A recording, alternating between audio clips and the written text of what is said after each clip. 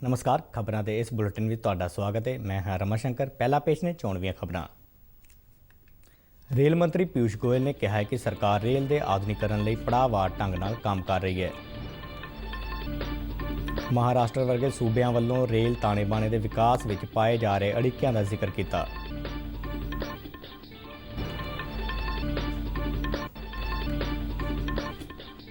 लोक सभा ते राज सभा विच विरोधी पार्टियां दा वक्खो वखरे मुद्दਿਆਂ ते रौला रप्पा जारी।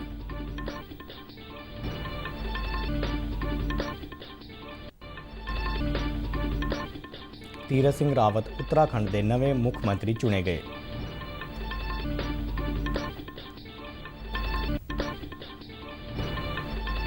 प्रधानमंत्री के प्रिंसीपल ਸਕੱਤਰ की अगवाई हेठ हुई उच्च पद्धरी मीटिंग दौरान सूबਿਆਂ ਤੇ केंद्र शासित प्रदेशों में कोविड टीकाकरण की स्थिति और प्रगति का जायजा लिया गया। टीकाकरण की रफ्तार ਨੂੰ ਵਧਾਉਣ ਅਤੇ ਵੱਧ ਤੋਂ ਵੱਧ ਯੋਗ ਲਾਭਪਾਤਰੀਆਂ ਨੂੰ ਸ਼ਾਮਲ ਕਰਨ ਦੀ ਸਲਾਹ ਦਿੱਤੀ ਗਈ।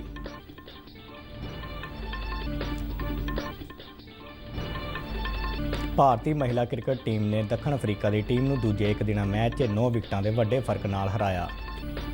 बल्लेबाज समृति मंदाना ने एक दिना मैचों से मर्दों ते औरतों के वर्ग च एक नवा रिकॉर्ड कायम किया। ते हुण खबरां विस्तार नाल। केंद्रीय रेल मंत्री पीयूष गोयल ने अज लोक सभा च प्रश्न काल दौरान रेलवे नाल संबंधित ਵੱਖ-ਵੱਖ सवालों के जवाब दिते। उन्होंने कहा कि सरकार रेल के आधुनिकीकरण लई पड़ाववार ढंग नाल काम कर रही है। उन्होंने कहा कि प्रधानमंत्री नरेंद्र मोदी की सोच है कि देश में अति आधुनिक तकनोलॉजी आवे। इस दे नाल उन्होंने महाराष्ट्र वर्गे सूबਿਆਂ ਵੱਲੋਂ रेल ताणे बाणे के विकास में पाए जा रहे अड़िक्यां का भी जिक्र किया। और हाई स्पीड रेल का काम महाराष्ट्र में आगे बढ़ नहीं रहा है। इसी के होते अब गुजरात का जो काम है वो तो तेज गति से चल रहा है, महाराष्ट्र का काम ठप है। ऐसी परिस्थिति में मैं माननीय सदस्य से दरख्वास्त करूंगा कि वो चाहते हैं कि मुंबई से नागपुर भी हाई स्पीड रेल लगे। मेरे से ज़्यादा कौन चाहेगा? मैं तो स्वयं मुंबई का रहने वाला हूँ, स्वयं मुंबई में जन्मा हूँ, पला हूँ, बड़ा हूँ, राजनीति की है। प्रश्नकाल दौरान भी विरोधी पार्टियां का रौला रप्पा जारी रहा, जिस दे चलदियां स्पीकर ओम बिरला संसद मैंबरों के अजिहे वतीरे तो कुछ नज़र नाराज आए।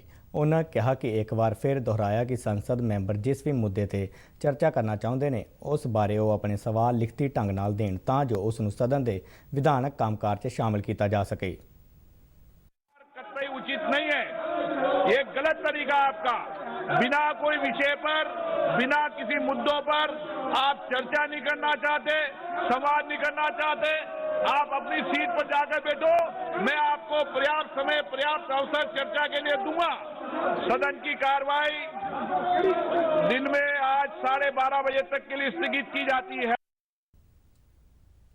मगरों सदन की कार्रवाई नूं बाद दोपहर 12:30 बजे तक मुलतवी कर दिता गया।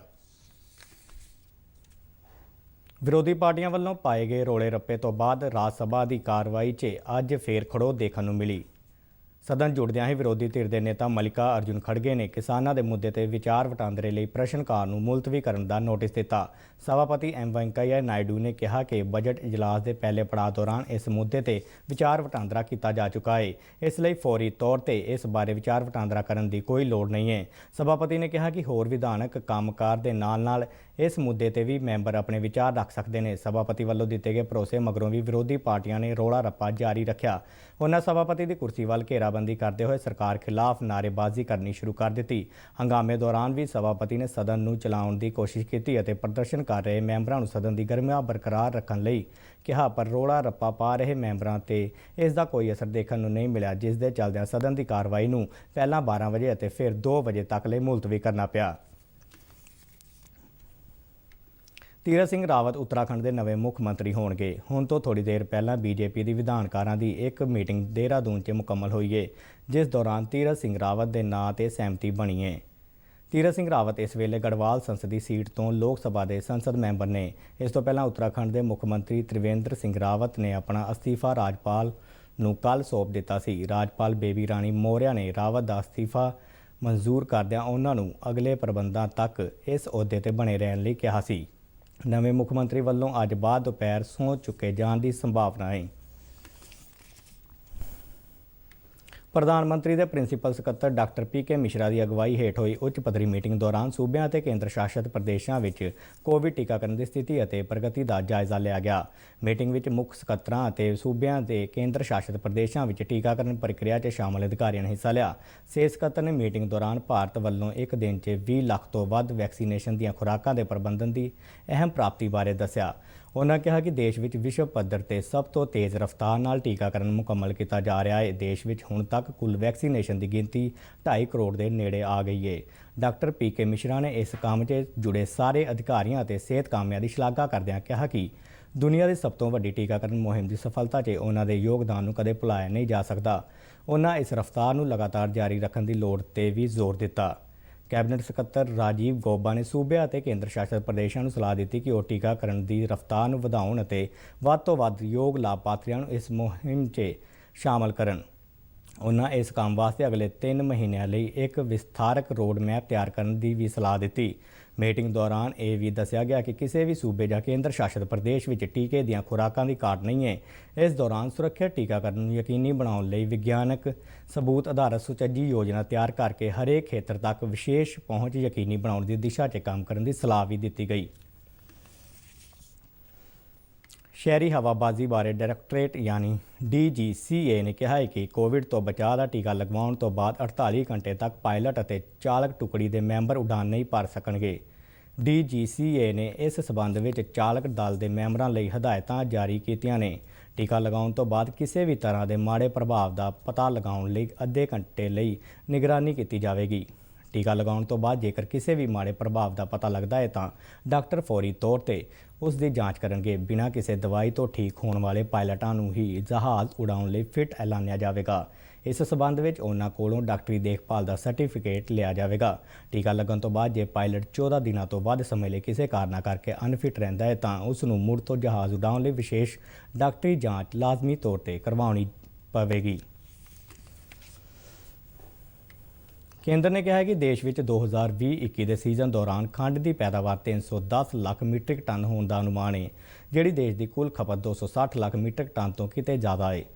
ਖਪਤਕਾਰ ਮਾਮਲਿਆਂ, ਖੁਰਾਕ ਅਤੇ ਜਨਤਕ ਵੰਡ ਪ੍ਰਣਾਲੀ ਬਾਰੇ ਮੰਤਰੀ ਰਾਓ ਸਾਹਿਬ ਦਾਨਵੇ ਨੇ ਲੋਕ ਸਭਾ 'ਚ ਇੱਕ ਸਵਾਲ ਦੇ ਲਿਖਤੀ ਜਵਾਬ ਦੌਰਾਨ ਦੱਸਿਆ ਕਿ ਇਸ ਸਾਲ ਫਰਵਰੀ ਮਹੀਨੇ ਤੱਕ ਘਰੇਲੂ ਖੰਡ ਮਿੱਲਾਂ ਵੱਲੋਂ 222 ਲੱਖ ਮੀਟ੍ਰਿਕ ਟਨ ਖੰਡ ਦਾ ਉਤਪਾਦਨ ਕੀਤਾ ਗਿਆ ਹੈ। ਉਹਨਾਂ ਦੱਸਿਆ ਕਿ ਖੰਡ ਦੇ ਵਾਧੂ ਭੰਡਾਰ ਨੂੰ ਖਤਮ ਕਰਨ ਲਈ ਸਰਕਾਰ ਨੇ ਮੌਜੂਦਾ ਸੀਜ਼ਨ ਦੌਰਾਨ ਬਰਾਮਦ ਲਈ ਮਿਲਾਂ ਨੂੰ 60 ਲੱਖ ਮੀਟ੍ਰਿਕ ਟਨ ਦਾ ਕੋਟਾ ਅਲਾਟ ਕੀਤਾ ਹੈ।